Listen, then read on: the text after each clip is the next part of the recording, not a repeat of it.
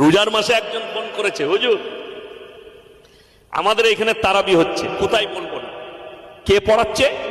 মহিলারা ছাদে তারাবি পড়ছে, পড়াচ্ছে একজন হাফেজ সাহেব। আমরা হাফেজ সাহেবের বয়স কত? বলে 18 বছর। আমি বললাম নামাজ তো হবেই না, ঘুরিয়ে জিনা করার গুনাহ হয়ে যাবে। যদি বলেন কেন? আচ্ছা, ছেলেরা কত বছর বয়সে বালিগ হয়? 12 বছর।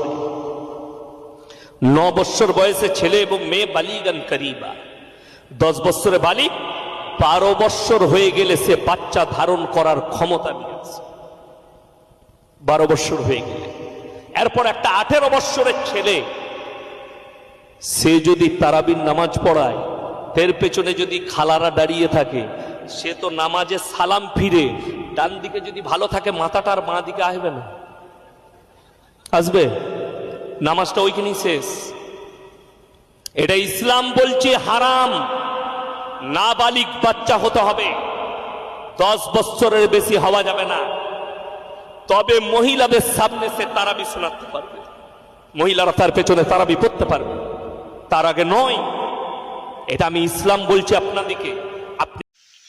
বিরাদানে ইসলাম, এখন বর্তমান যুগে এক শ্রেণীর নামাজি বেরিয়েছে, এরা আপনার নিজ বাড়ির মহিলাদেরকেও মসজিদে নামাজ পড়তে নিয়ে যায়। তো 5 ওয়াক্ত হোক, জুম্মা হোক, ঈদ ও বকরা ঈদের নামাজ হোক, মহিলাদের মসজিদে গিয়ে পড়া যাবে কিনা? 5 ওয়াক্ত নামাজ কিংবা জুমার নামাজ মসজিদে পড়া যাবে কিনা, এবং ঈদ ও বকরা ঈদের নামাজ ঈদগাহাতে মহিলাদের যে আদায় করা যাবে কিনা, এই সম্পর্কে শরীয়তের বিধান কি বলে একটু আপনাদের নলেজে দিতে চাই। যে মহিলাদের জন্য ঈদুল ফিতর ও ঈদুল আজহার নামাজ জায়েজ নয়।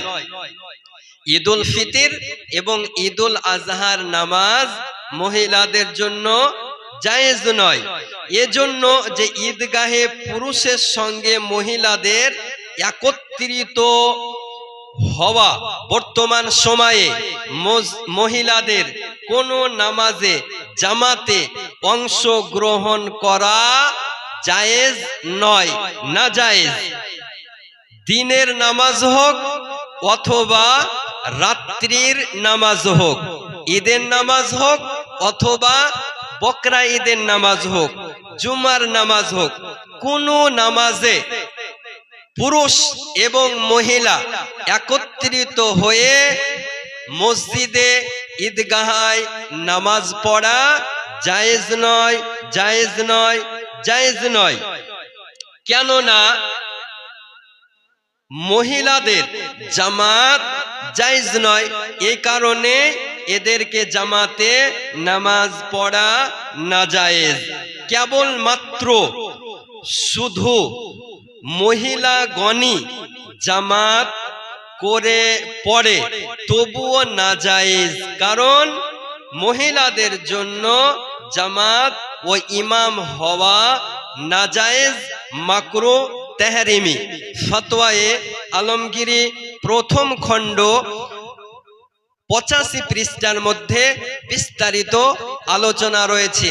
তাহলে এখান থেকে দিবালোকের ন্যায় প্রমাণ হয় যে মহিলাদের মসজিদে ঈদগাহায় গিয়ে পুরুষ এবং মহিলা একত্রিত হয়ে নামাজ আদায় করা যাবে না, এটা শরীয়তের বিধানে নাজায়েজ। মহিলারা যদি ঘরে নামাজ পড়ে তাহলে মসজিদের চেয়ে বেশি নেকি পাবে, বেশি সওয়াব হবে। এই রকম ভ্রান্ত মতবাদ ওয়াহাবি নামধারী আহলে হাদিসদের কথায় কর্ণপাত করবেন না। আহলুস সুন্নাহ ওয়াল জামাতের উপর পাহাড়ের মতো স্থির থাকবেন, নিজের ঈমান বাঁচান, সমাজের ঈমানকে বাঁচান এবং মহল্লা ওয়ালুদের ঈমানকে বাঁচান, এবং আহলুস সুন্নাহ ওয়াল জামাতের উপর পাহাড়ের মতো স্থির থাকুন।